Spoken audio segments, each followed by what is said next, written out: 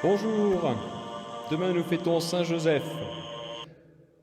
Et c'est une grande joie pour nous que de pouvoir la célébrer. Saint Joseph est notre patron, père de Jésus, époux de Marie, mais patron de l'Église.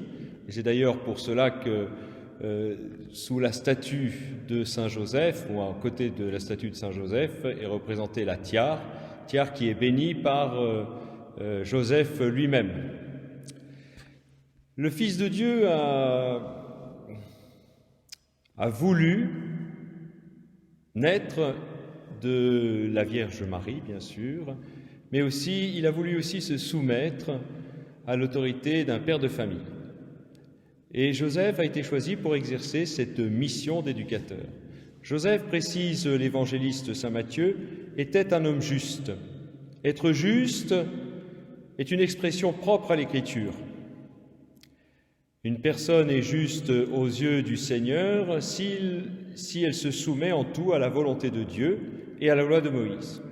Abraham, par exemple, a été considéré comme juste parce qu'il a obéi en tout à la volonté de Dieu dans une confiance absolue, et ce jusqu'à être prêt à offrir en sacrifice son Fils unique, qui était pourtant promesse d'une grande descendance. Être juste, c'est donc avoir une confiance absolue en Dieu, même si on ne comprend pas toujours sa volonté pour nous-mêmes ou encore pour le monde. Isaac, en s'approchant du lieu du sacrifice avec son père, avait fait cette demande à Abraham. « Mon père, voilà le feu et le bois, et l'agneau, où est-il » Et voilà qu'Abraham va faire cette réponse surprenante, mais ô combien sage, « Dieu saura bien trouver l'agneau pour l'Holocauste ».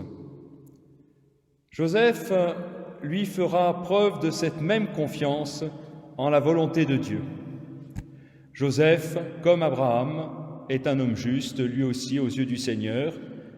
Il n'a pas hésité à accueillir la volonté de Dieu qui pouvait pourtant contrarier son projet de vie conjugale avec la Vierge Marie.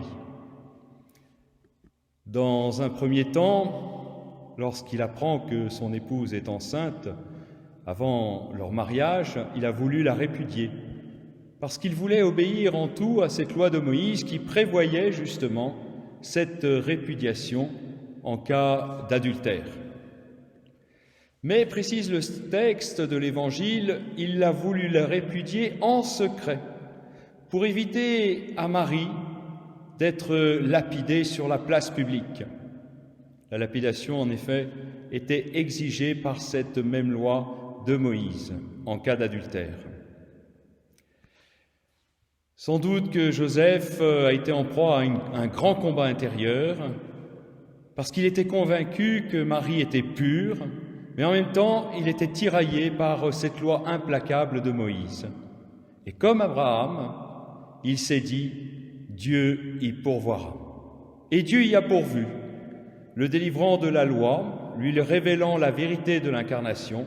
« Ne crains pas de prendre chez toi Marie, ton épouse, puisque l'enfant qui est engendré en elle vient de l'Esprit Saint. » Voilà que Joseph devient le père adoptif de Jésus. Bien que sauveur du monde et fils de Dieu, Jésus avait besoin d'un père et d'une mère pour grandir en humanité. Saint Joseph exercera en tout cette mission de père en étant pour Jésus, enfant et adolescent, le reflet de l'amour de son Père éternel. L'Évangile de Luc témoigne que c'est par Marie et Joseph que Jésus grandissait en taille, en sagesse et en grâce.